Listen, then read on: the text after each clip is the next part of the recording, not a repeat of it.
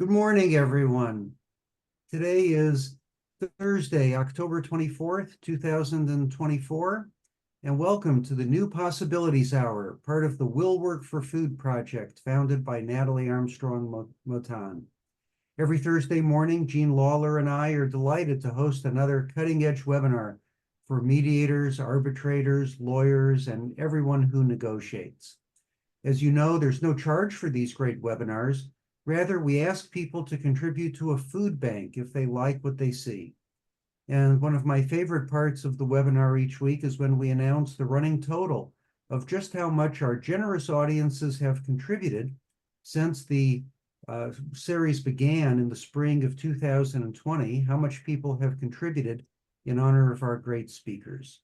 So, Jean, do you have the current number as to how much people have contributed? Indeed, I do, Jeff.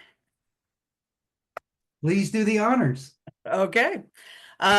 The running total as of today is $626,984.91.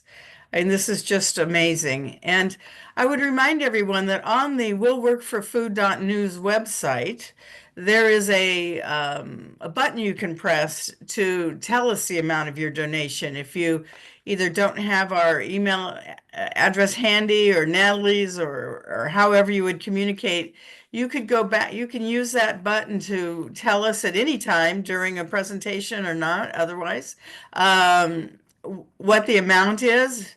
And then also if you need to bring your number current, you've been donating and haven't gotten around to telling us, we'd love to hear from you. And you can just use that link, easy peasy. So thank you so much.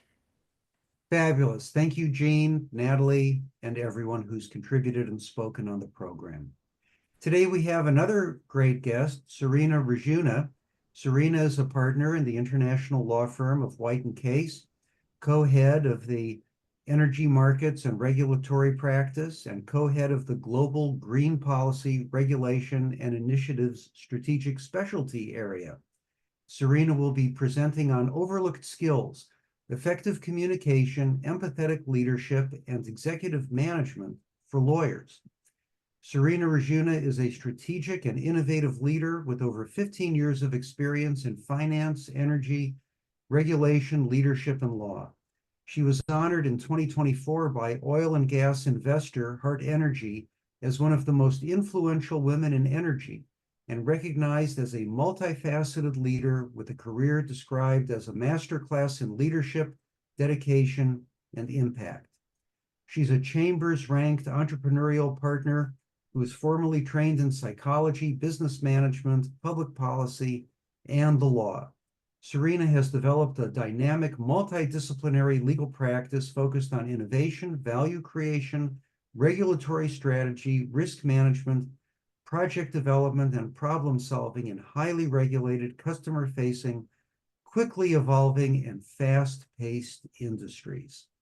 Serena, you have so many honors and accolades. We just can't wait to hear from you.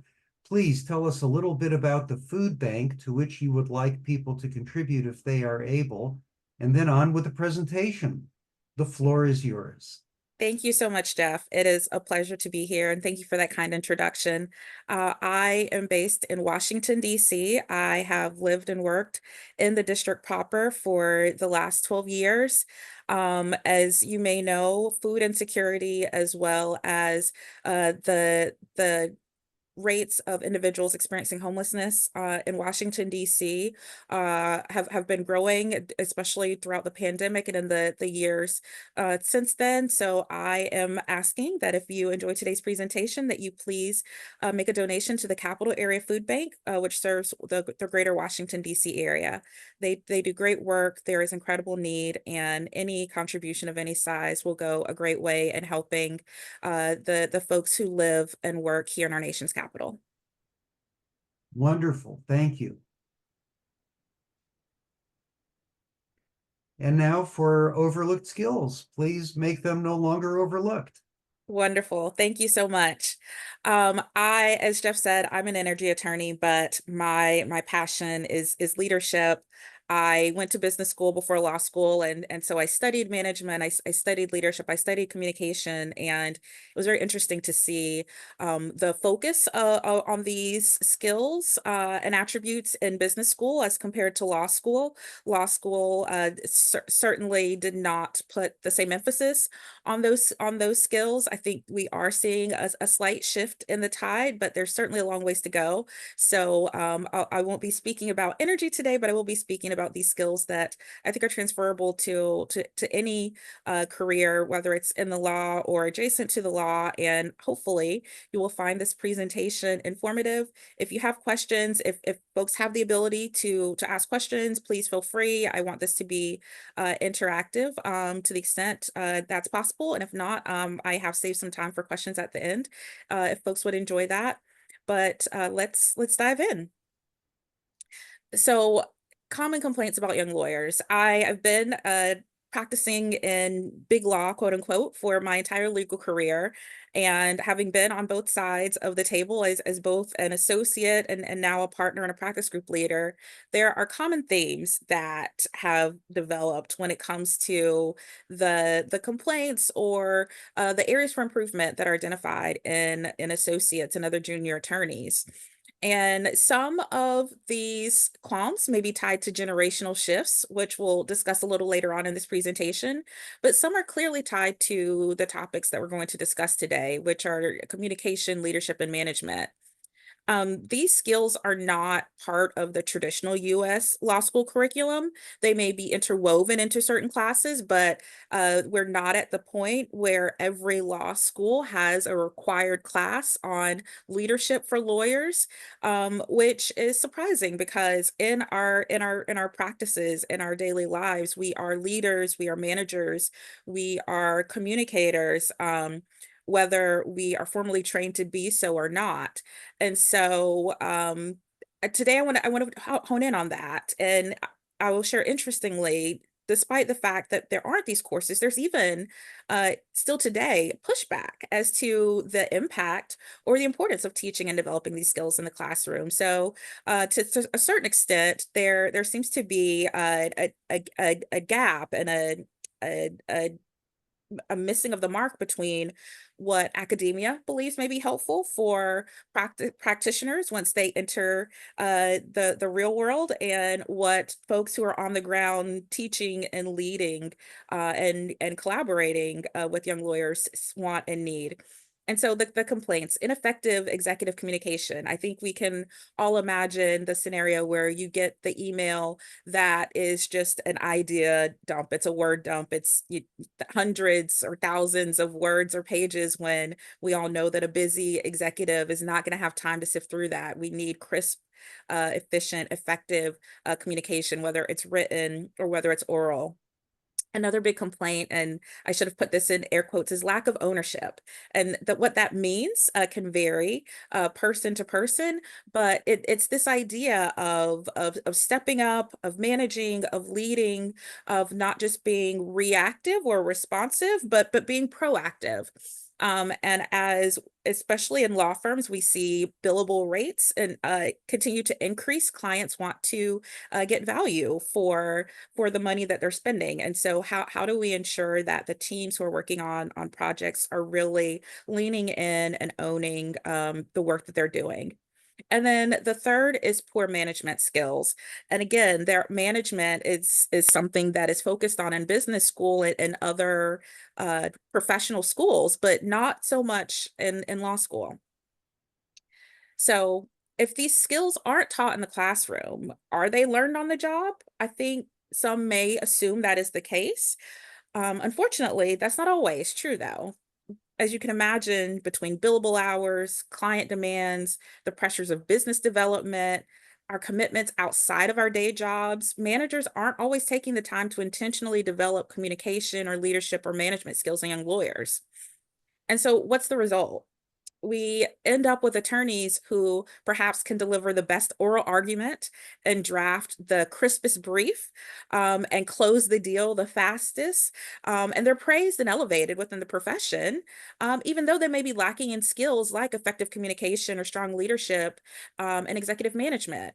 And so this results in the negative stereotypes that we see within the profession, whether it's the yellers who can only communicate through whether it's demeaning or force or without having a collegial conversation.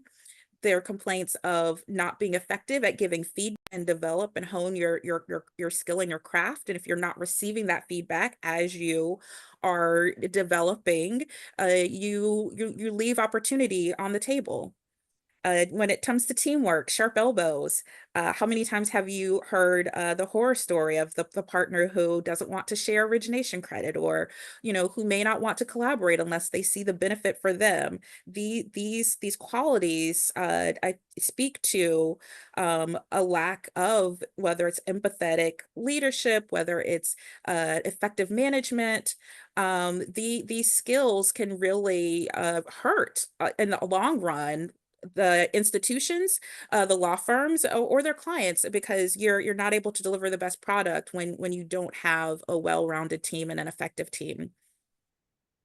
And so recognizing these issues, this lack of development. Recently, a couple of my law school classmates and I really thought about, how do we reframe the paradigm? Is there a way to really focus on these skills while you're in law school so that you can hit the ground running day one as a new attorney? And so thinking about that, and I'm going to use this as a case study, we developed a new course, and it's lawyers as leaders and team members. And this was an experiential class that was really focused on introducing the skills of communication, of teamwork, of leadership, the things that are required of young practitioners.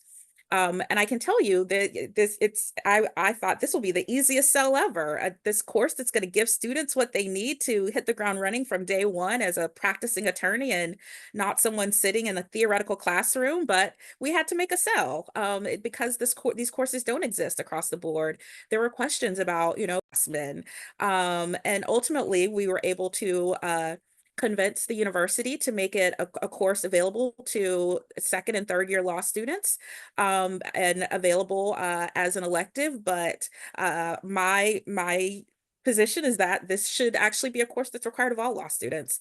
But for now, it's an elective. And hopefully we'll see these courses continue to be developed and expand across law schools.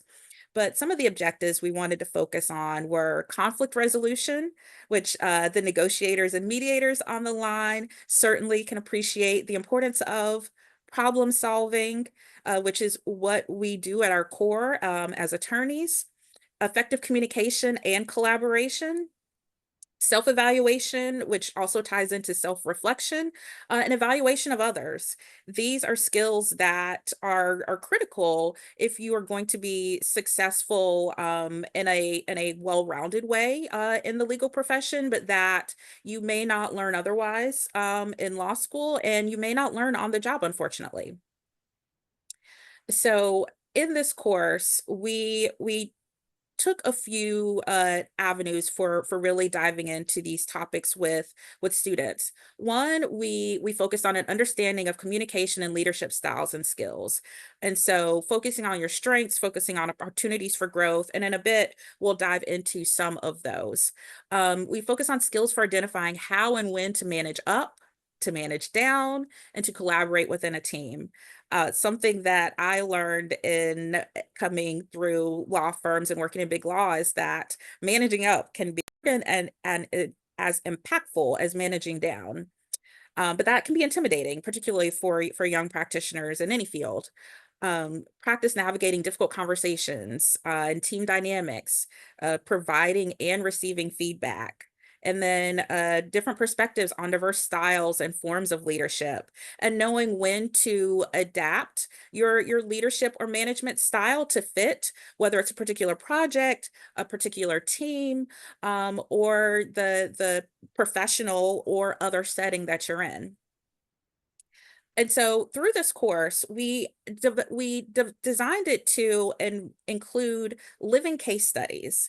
And so rather than just lecturing to students about the 7 leadership styles, or the most effective way to communicate, we brought in guest lecturers, practitioners who are actually working in law firms, in corporations, who are on the ground serving as traders to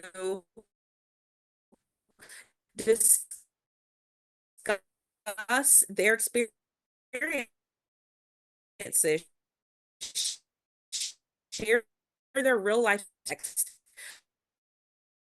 for students, so that communication and apply it life and from the first the students really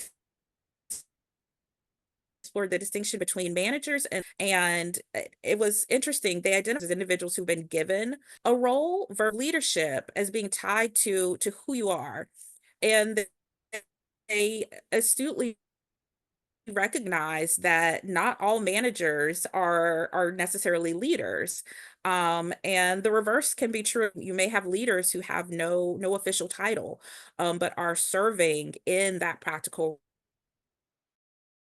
role. One of the things that really stood out was uh,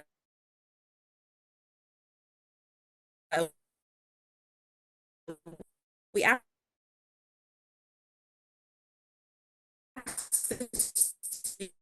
students to really think about what comes to mind when you think about a leader.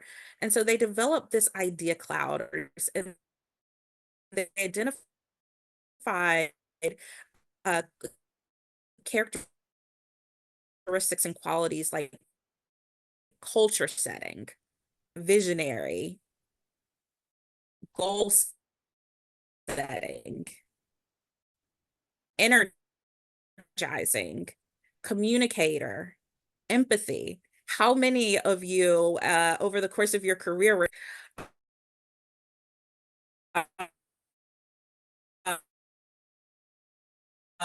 influencer, the influencer that but influencer have a meaningful impact on the community.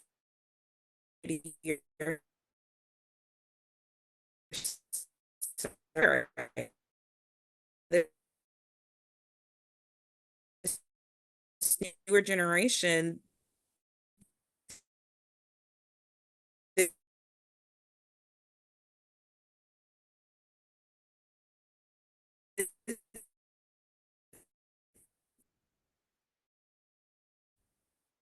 they recognize that without having a quote unquote they identified having even they we talked about the leader encouraged to develop vectors from the skill that you are trying to influence. They identified skills like giving grace, embracing learning curves, the importance of tracking accomplishments, the recognition that and then recognizing people as people and the importance of human moments.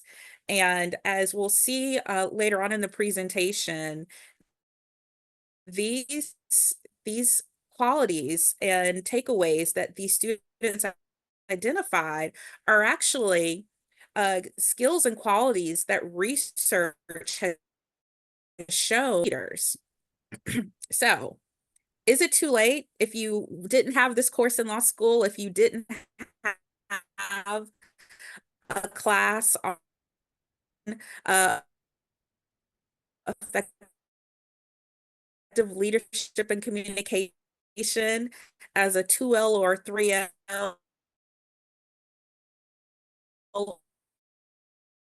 or in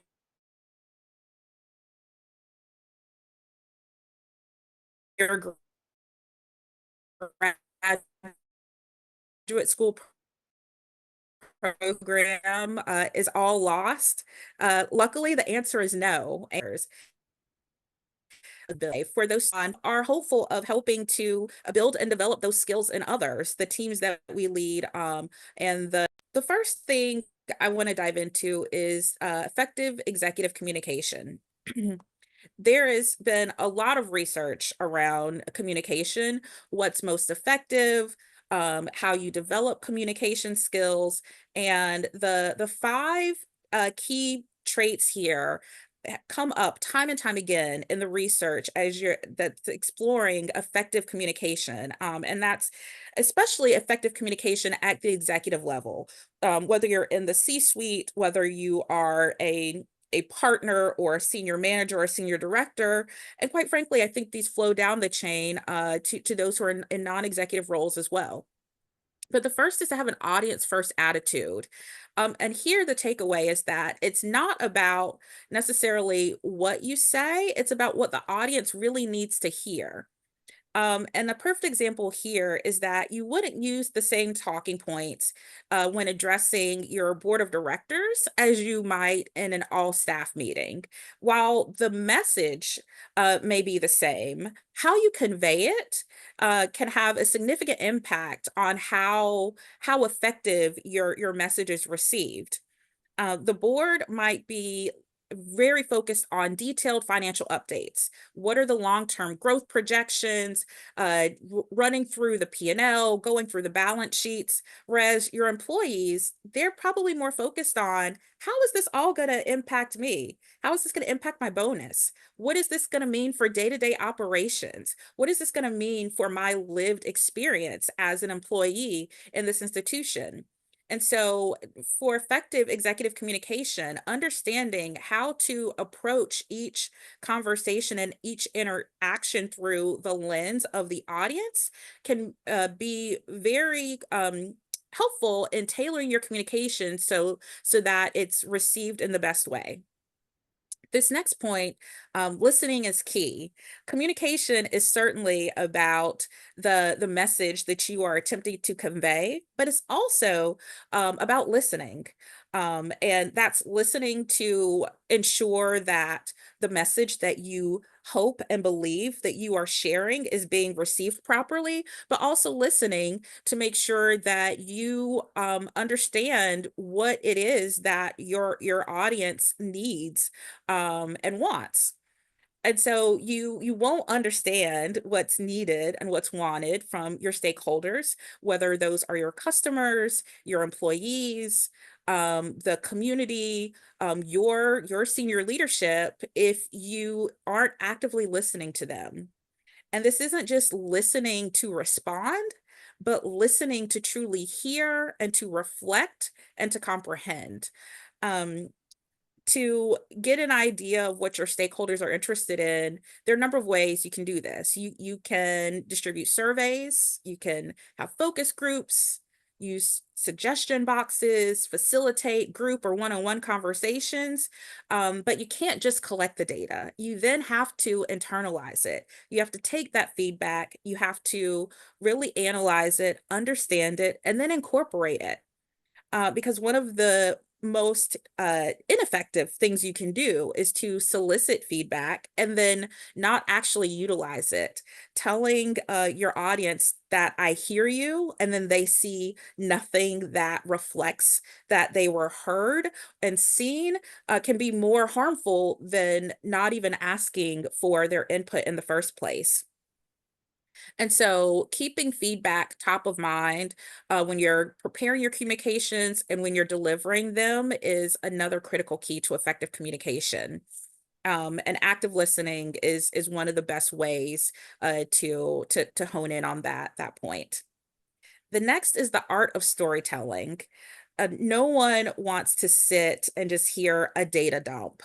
You lose your audience. They're distracted. They then begin to think about, what am I going to have for dinner tonight? What is it that I could be doing right now rather than sitting in this room listening to this dump of information that I cannot relate to, that doesn't engage me. Communication is about engagement. And facts and figures alone oftentimes are not going to provide that level of engagement. where you can share stories. That's been scientifically proven to be more effective in capturing your audience attention and holding their attention and ensuring that your message is received in real time and also retained in the long run. And so, if you can really hone the art of storytelling, you can maximize your effectiveness as a communicator, and you can also maximize your ability to motivate and to instill and inspire purpose in your employees. And as we'll discuss a little later on, as it relates to generational divides and shifts, purpose is very powerful with generation Gen Z and millennials and the next generation of leaders. This fourth point, keep it simple. No one ever wants to walk away with more questions than answers. You should walk away with being challenged and thinking critically about the information you've received and your plan going forward. But you want your message to be crisp and to be clear. Crafting a message that gets your point across without losing your audience is critical in effective communication. And this is especially true when you have an audience that has a lot of information to process. They have very little time, and they need to be able to, as I like to tell my team, have everything they need to look good in front of their boss and on up the chain. Effective communication, keeping it simple, allows you to empower your client, whether for me, perhaps that's the general counsel who then may be reporting to the CEO, who then may be reporting to the board, giving them the tools they need to crisply, concretely, and simply look as good as they need to for their boss to help them do the same on up the chain. And so catering your content to who you're speaking to, which goes back to audience first attitude, focusing on what your audience really needs to know and what they need to hear, leaving out the information that's either overly technical or irrelevant. Really being strategic and intentional with the message that you convey is really important and is one of the hallmarks of effective executive communication.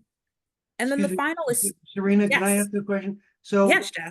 when we have different people, everybody's different. How do you know what's on the audience's mind? And when the audience may consist of a large number of people, all of whom have different thoughts and attitudes about things, what do you do to synthesize all that? Sure. So how do you know what's on the audience mind? That goes back to the point about listening is key. Ask if you want to know, ask them.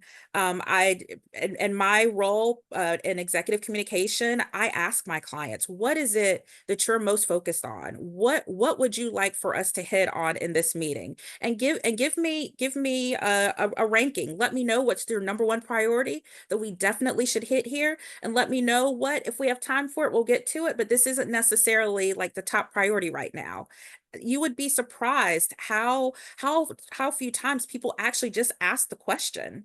You don't have to be a mind reader. They're just this active, having this back and forth, asking, Jeff, what is it that's most important to you right now? What do you want to focus on in this meeting? What can we save for the next one? That can go a long way.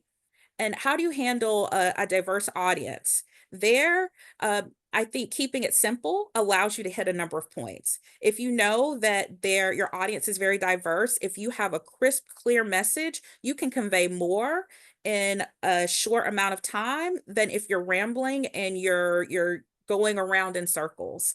And perhaps you even need to divide up your audience. Maybe you have a general message that you share with a larger audience, and then you plan to then have breakout sessions. This is the message for everyone here in this room. This is what I want everyone in the employee meeting to understand.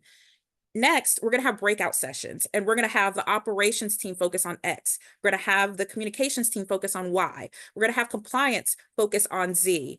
Really being intentional and tailoring your message and understanding that you don't necessarily have to encompass it all in one singular message or in one meeting can be another way to make sure that you're impactful. Thank you. Was that helpful? Yes, it is. Wonderful. And that goes to the point I was making about human moments, understanding that executives, employees, they're all people. We're all humans. We have individual lives, we have hobbies, we have hopes, we have anxieties. Communicate, understanding that people exist outside of their title, outside of their role, can help with that connection that then can help with tailoring your message. Authenticity is a powerful tool, and I'll hit on this more later, but especially with this generational shift, being authentic, being empathetic, having both obviously IQ, but also EQ is really critical to reaching this newest generation of leaders. And research has shown that authentic leaders are more effective at retaining customers, at both gaining and retaining customers. And so, as a communicator, as a leader, don't be afraid to share your personality, use storytelling, don't be afraid to acknowledge failures. Show your humanity. That allows you to connect with people in a way that makes your communication more effective. So before I jump from communication to leadership, are there any other questions? Yeah, I have one other question about storytelling, Serena. Yes. So when we're trying to bridge that gap from a data dump to a story, what are a couple of practical things or tested and proven things we can do if we don't really know how to make that leap? So one thing you can do is try to incorporate concrete examples. So you have a fact and a figure that you want to get across. If I can use a real life example to incorporate that fact and that figure or that data into my story, that allows the listener to tie the facts and the figures, which might ordinarily get lost, to a story, to an example, to even perhaps an emotion or a feeling. Tying your numbers and your facts and your figures, which if your listener doesn't have a learning style that tailors to that, to a story, to an example, to something that they can easily connect to, can bridge that gap and can help you in that storytelling. And part of this is also, and I don't dive into this in slides, but understanding having not only an effective communication style, but understanding your audience's learning style. Do they learn visually? Do they learn through facts and figures? Do they learn through examples? And crafting your communications to incorporate the various learning styles so that you are connecting with your audience if it is diverse and they have different learning styles, but also so that you are sharing and reiterating your message a number of different ways so that you have that redundancy without feeling too circular, if that makes sense. Yeah, yes, it does. Any other questions? Anybody else? They must be saving the questions to the end. All right. Well, in that case, we will dive into identifying your leadership style. I'm curious, do folks have a leadership style? And you don't have to come off with mute and answer, but if you do you know what your leadership style is? And how did you develop it? And do you ever change it? These are questions, if you haven't thought about, I would challenge you to think about after this presentation. There are a number of leadership styles. The graphic here identifies 7.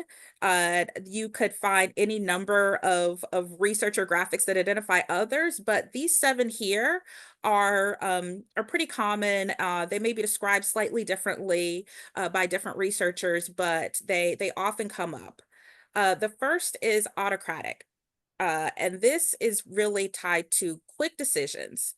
One of the trade-offs is that you may lose creativity because you're moving so quickly, but this leadership style can be effective where you're in crisis and you have to get something done. You need to make sure that you are getting the answer that you need very quickly. And so you have a leader that is in control. They are not necessarily utilizing, which we'll discuss next, which is the democratic style, where you're getting input from others. The second style is democratic leadership. And so this really focuses on team ownership, on innovation. This is a way to build consensus. And if you have a team or a project where consensus building is important, the democratic leadership style can be very effective there. Here, you're really fostering this sense of teamwork and having everyone's input here. The third is laissez-faire. And this is where you have autonomy reigning. It's ideal if you have a self-sufficient, experienced teams. You have folks who can operate on their own. They don't need the hand holding, for example, and they are able to dive in because they've tackled this project or this process before. The next is transformational leadership. And this one is really useful when you're trying to drive change. And so you're here as a leader, you're focusing on cultivating loyalty. You're focusing on a shared vision and shared experience, and you're really growing through this shared vision and this shared experience. The fifth type is transactional leadership. And here, this is where you need balance. You have clear-cut goals, which can be helpful, but you could lose some creativity. So that's one of the cautions if you're going to use a transactional leadership style. The next is servant leadership. And here, this is really effective when you want to build a positive, empowering culture. A servant leader places the team's needs first. You're going to be nurturing. You're going to build trust. You're going to be supportive. Those are the hallmarks of a servant leadership style. And then the seventh is situational leadership. And here, this is really focused on adaptability. You're assessing and you're adapting and you're providing support as needed. Here, you're leading with flexibility. You're adjusting to the team and its readiness as the situation develops. I don't know. Let me see. Do you see the zoom in when I zoom in there? Is that helpful to you all, or is that just on my side? Yeah, we can see the top 2/3 of the chart, but not the whole chart. Perfect. So I'm going to zoom in some here to dive in a little more here and hone in on the adaptability portion of this, because what I think is really important is that while you may have a dominant leadership style, it may not be effective to use the same leadership style in every situation. And so understanding when and how each leadership style may be most effective can be really helpful in allowing you to modify your leadership style depending on the team you're leading, the project you're working on, the challenges that you're addressing. So for example, like I said, the autocratic leadership style could be very helpful for emergencies. You're in a time of crisis. You need to act decisively. You need to move swiftly. Whereas if you have a team where you're trying to build a team, you're trying to build trust, you're a new team and you're wanting to make sure that people feel heard and they feel seen. Or if there's perhaps been a loss of trust, or you're coming out of an autocratic crisis situation and you now want to level set, you may then move to a democratic leadership style because you're more focused on that consensus building. Or you may shift to a servant leadership style where you're really focusing on culture and you're focusing on empowerment. And then demonstrating the second half of this slide here, Again, transactional, when you need clarity and accountability, when you need to encourage folks either through carrots and sticks, rewards and punishments, that transactional leadership style can be useful. Um, the laissez-faire leadership style, again, if you have a team who's tackled the same project 10 times and they don't want to be micromanaged, they don't need the hand holding, you'll probably be more effective utilizing that laissez-faire leadership style rather than, for example, the autocratic leadership style.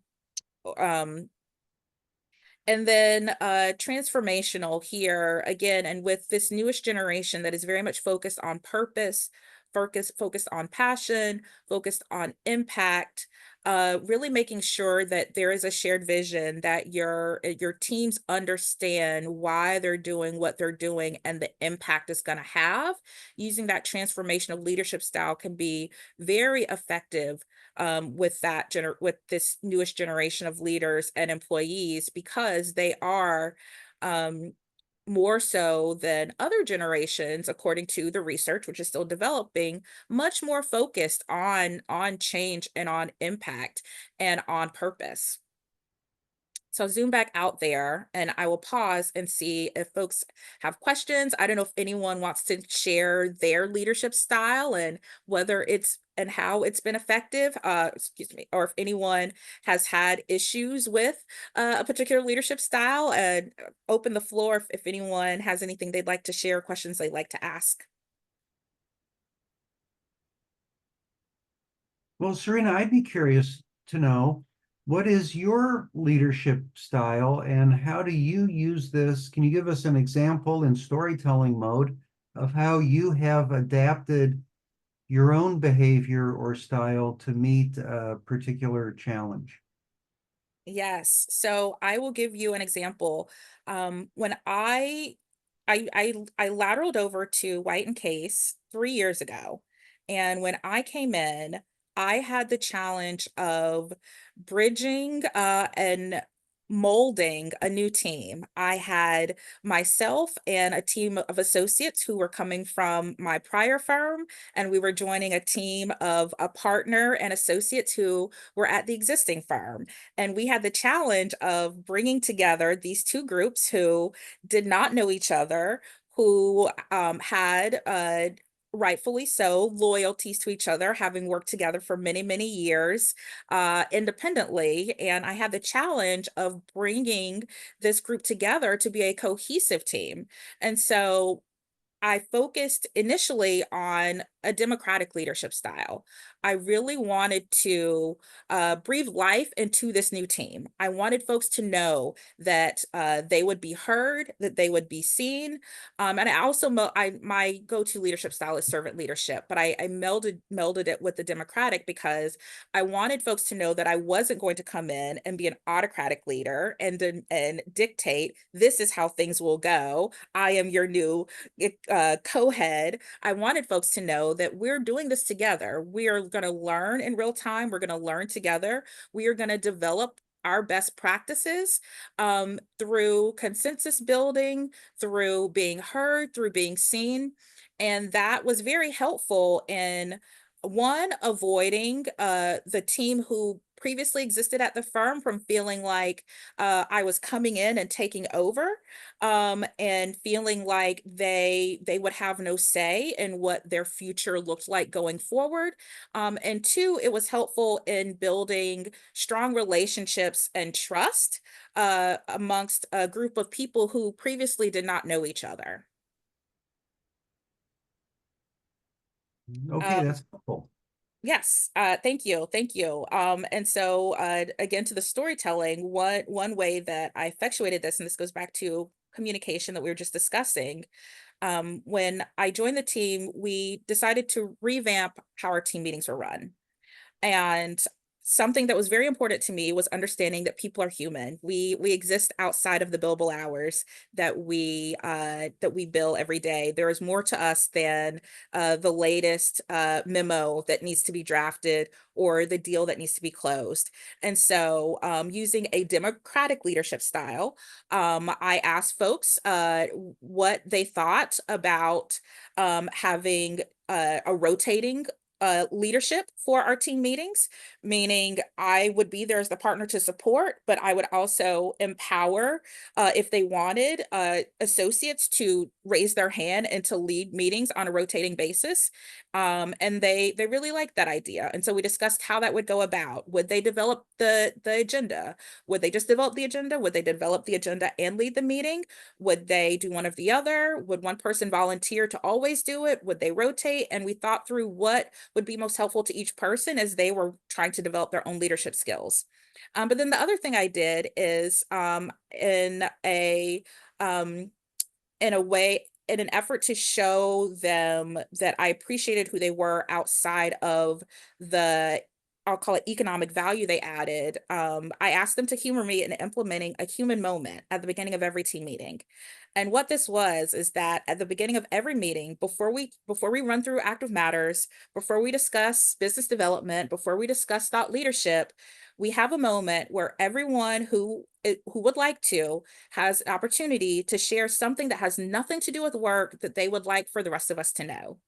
Whether it's I ran a 5K this weekend and I hit a new personal record, whether it's an associate sharing that she got engaged over the weekend, whether it's someone sharing that they are planning their dream vacation.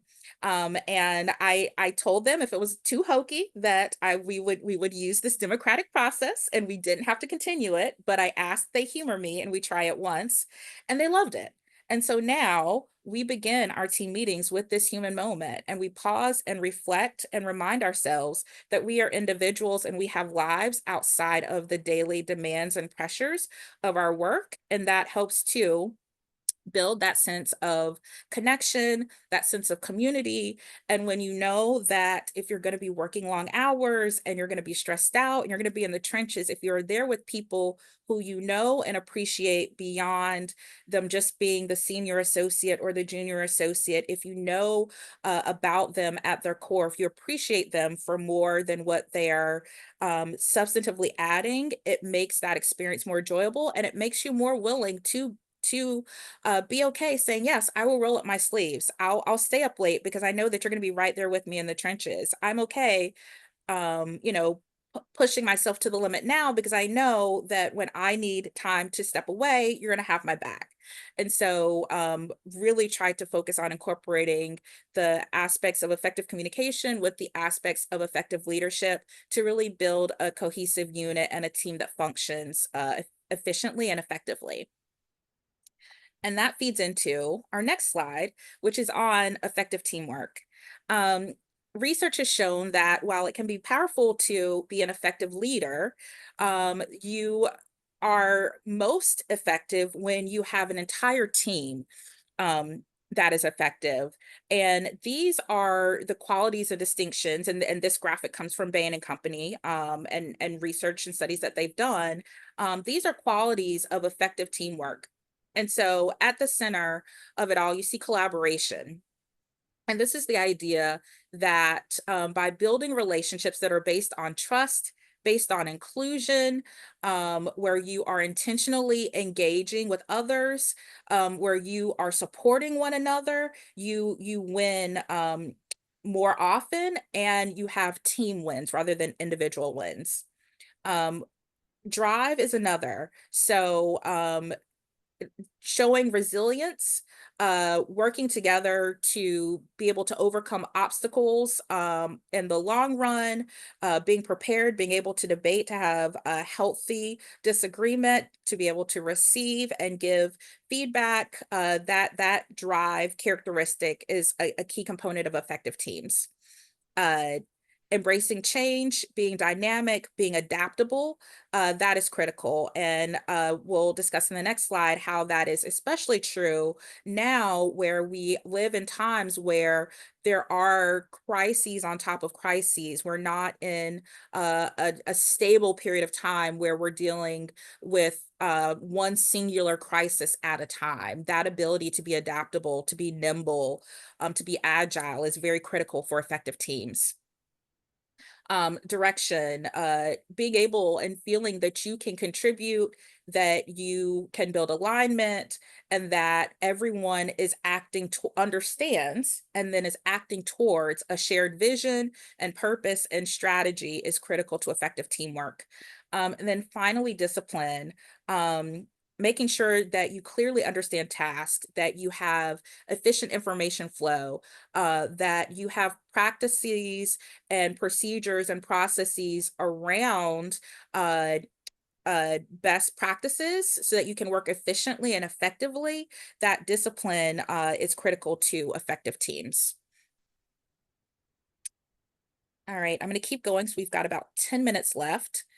And so here, leading in transition, and I think this is really important because as we see a generational transition with increasing numbers of millennials and Gen Zers in the workforce, the way in which we approach leadership and team building has to adapt as well, because the research is showing that there is a generational divide in how employees and future leaders are learn and grow and are motivated and therefore perform. And this is all viewed in the context of compounding crises. We think about right now, we had the COVID pandemic. There's war in various portions of the globe. We right now in the US, we're in an election cycle. We have inflationary uncertainty. All of these compounding crises mean that leaders have to be adaptable. It's no longer sufficient to be able to lead in times of certainty. You have to be able to navigate multiple and compounding crises and also adapt in real time, because as we know, things can change in an instant. And being able to lead and instill confidence in those highly volatile periods is critical to effective leadership and authentic leadership. The fourth point here, IQ to EQ. There was a belief in the past that as long as you were smart enough, you could be an effective leader. Today's generation, they want authentic leaders. They want you to have emotional intelligence. Just being the smartest person in the room is not enough to really reach and to impact the generation that you're going to be leading. They want leaders who have emotional intelligence, who are empathetic, who will be authentic, who can help them understand what is the purpose in what we're doing. The motivation simply by economic gain is deteriorating. And in the law firm setting, we see law firm associates will walk away from a high paying job if they don't feel this purpose, if they don't feel seen, if they don't see that their leaders have emotional intelligence, if they don't feel that they are fulfilling their purpose, if they don't have passion. And so this goes into the last point, the power of purpose. Not just It's not enough to just say to your employees or your customers or your stakeholders, this is what you need to do. They want the why, and they want the and what is it going to mean. It's this multi-pronged approach to engagement and to motivation, which then ties into leadership. And so these last couple slides here, some takeaways,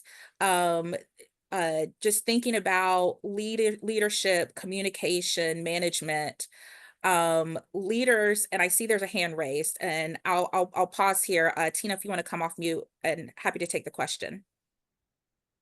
Well, thank you, Serena, for this engaging presentation, because I'm fascinated with leadership, because I've worked with or been in leadership, under leadership that was toxic.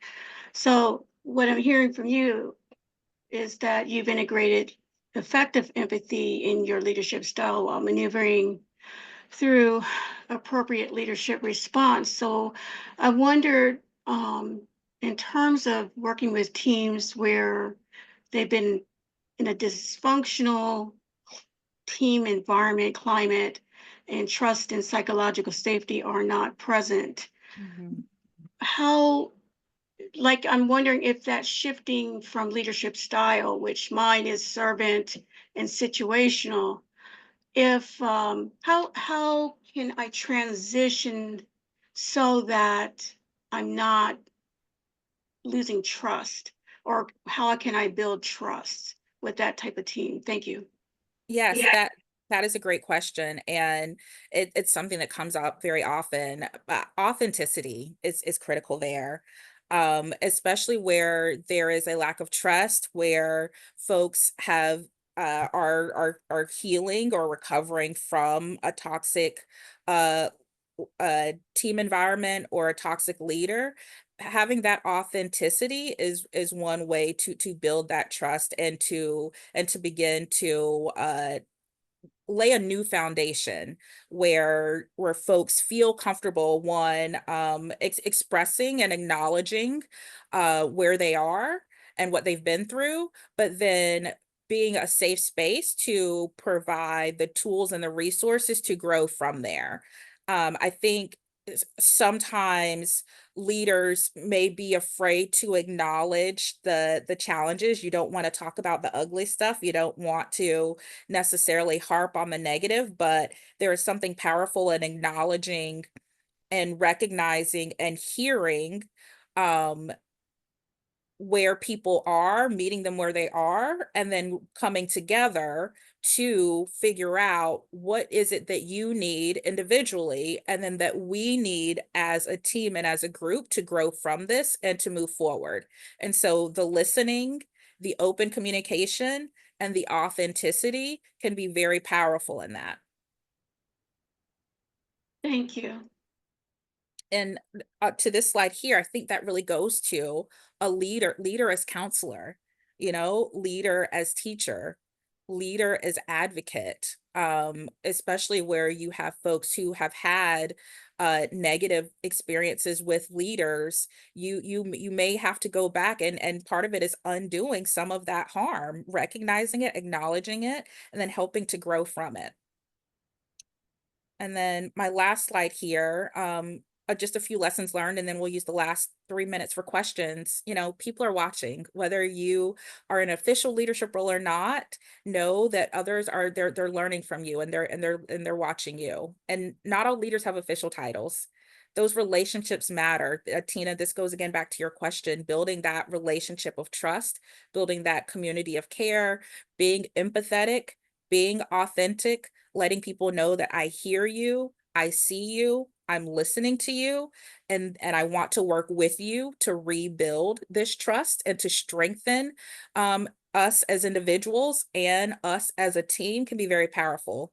And then to authenticity, knowing that you don't have to know it all, and being willing to fail, providing an environment where your team feels comfortable failing and they are encouraged to learn from those mistakes and learn from those failures, again, builds that trust and builds that community that pours into each of these topics we've been talking about. And then focusing on the fact that leadership can be learned. Even if we were trained by poor leaders, doesn't mean that we have to embody that. We can learn, we can adapt, and we should adapt depending on our situation, our team, our project. And then it makes sense. The research shows that leaders who effectively lead and communicate are more profitable. They gain and retain more customers, and it all in all helps the bottom line. So it's not just about doing good and being good, it actually will help you on the bottom line as well. And with that, that concludes my presentation, and I'm happy to use our last minute or two here for any other questions if folks have any. If anybody, thank you, Serena. That was a terrific, comprehensive presentation. If there's any very quick questions, we're happy to entertain them.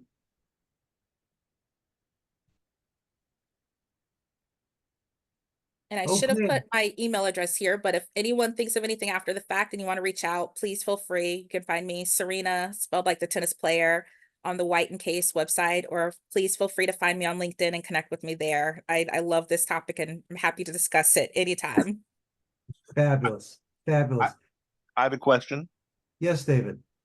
Thank you. Really great presentation. Learning a lot. Thank burning you. some brain cells right now. Trying to incorporate it and figure out where I have been and where I'm going with this information. Yes. Are you recommending any books, videos, or movies that you think will supplement what you've provided to us today? Oh, that is a really great question. Oh, Jeff, is there a listserv? Is there somewhere? Could I share a list with this group later? Is that possible? You know what? When we post the recording Can on the can we add a Food, note? yeah, we can probably add a note there. Perfect. That's it. David, does that work, David? Yes, thank you. Appreciate it. I will happily do that. I have one, but it's not on my screen here, and I don't want to get the titles wrong. But I do have a list, and I'm happy to share that so it can go along with the recording. That's fantastic. Send it along to us, please, Serena. We'll post it along with the recording. In the meantime, we hope that people, if they're able to do so, send a contribution to the Capital Area Food Bank in your honor. That's www.capitalareafoodbank.org. Serena Rwejuna, on behalf of Natalie Armstrong-Motan and Jean Lawler and myself, thank you so much for a terrific presentation this morning. And with that, we are complete.